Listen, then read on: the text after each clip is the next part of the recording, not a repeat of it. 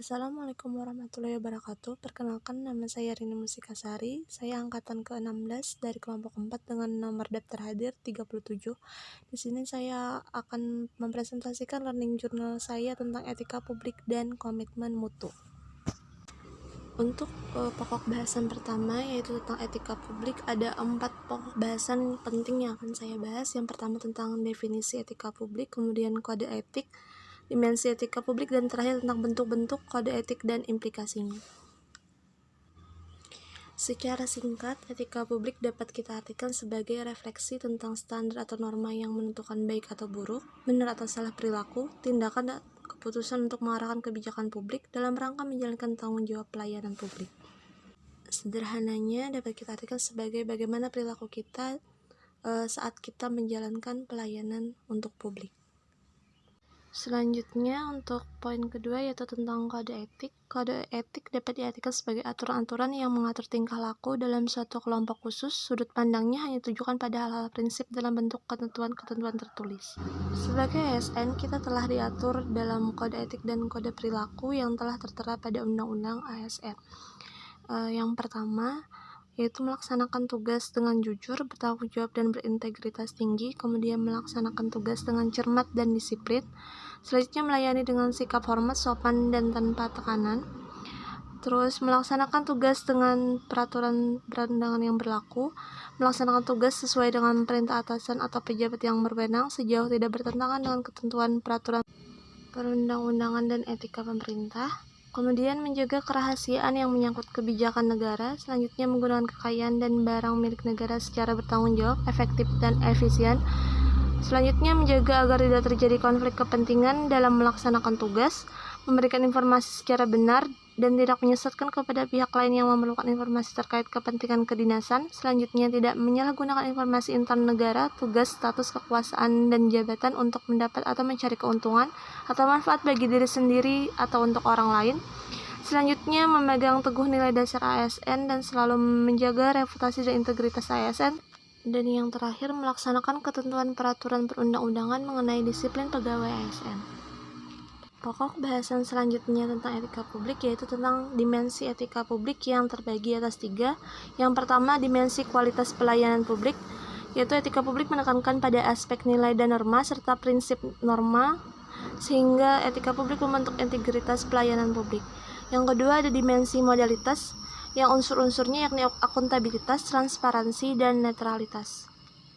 Dan dimensi terakhir yaitu tentang tindakan integritas publik yang dimaksudkan untuk kualitas dari pejabat publik yang sesuai nilai, standar, aturan moral yang diterima oleh masyarakat. Pokok bahasan terakhir tentang bentuk-bentuk kode etik dan implikasinya itu terbagi atas 4 pembahasan. Yang pertama, pentingnya etika dalam urusan publik, kemudian penggunaan kekuasaan atau legitimasi kebijakan, konflik kepentingan, dan terakhir sumber-sumber kode etik ASN. Yang pertama, tentang pentingnya etika dalam urusan publik. Kode etik adalah rumusan eksplisit tentang kaidah-kaidah atau norma yang harus ditaati secara sukarela oleh para pegawai di dalam organisasi publik.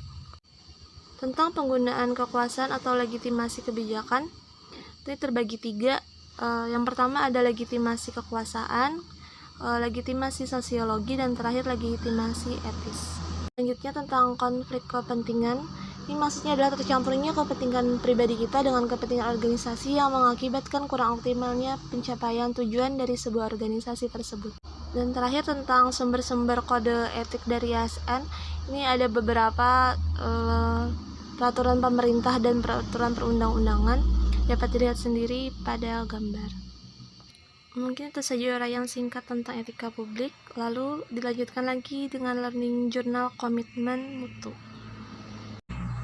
Dalam learning journal komitmen mutu, saya bagi atas 6 pembahasan. Yang pertama, definisinya, kemudian nilai dasar orientasi mutu, teknik perbaikan mutu, tanggung jawab mutu, pendekatan inovasi, dan terakhir tentang aktualisasi nilai-nilai dasar komitmen mutu tersebut.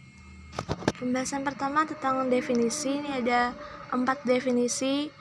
Yang pertama tentang efektivitas, yaitu sejauh mana organisasi dapat mencapai tujuan yang ditetapkan atau berhasil mencapai apapun yang coba dikerjakan. Selanjutnya tentang efisiensi, yaitu jumlah sumber daya yang digunakan untuk mencapai tujuan organisasional. Ada lagi definisi tentang inovasi, yaitu cara utama di mana suatu organisasi beradaptasi terhadap perubahan-perubahan di pasar, teknologi, dan persaingan. Dan terakhir tentang mutu itu sendiri, yaitu apapun yang menjadi kebutuhan dan keinginan oleh konsumen. Selanjutnya, untuk nilai dasar orientasi mutu itu terbagi atas 5. Yang pertama, komitmen pada kepuasan customer. Kemudian cepat, tepat, dan ramah. Selanjutnya, melayani dengan hati. Kemudian melindungi dan mengayomi. Dan terakhir, perbaikan berkelanjutan.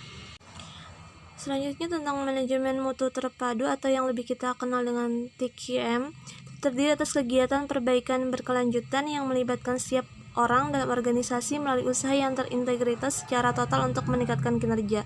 Ini terdiri atas 5 pilar utama. Yang pertama, produk, kemudian proses, organisasi, pemimpin, dan terakhir tentang komitmen.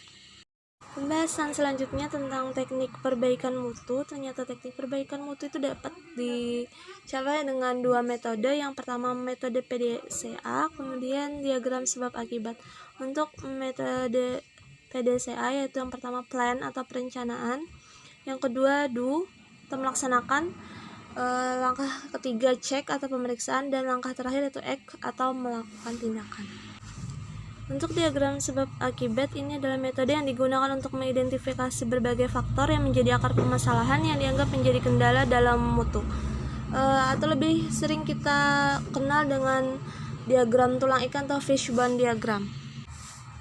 Selanjutnya tentang tanggung jawab mutu, ini digambarkan dengan sebuah piramida yang didasari dengan basic unit level, kemudian ada tingkatan kedua itu function level, selanjutnya strategi bisnis unit level, dan paling atas ada corporate level.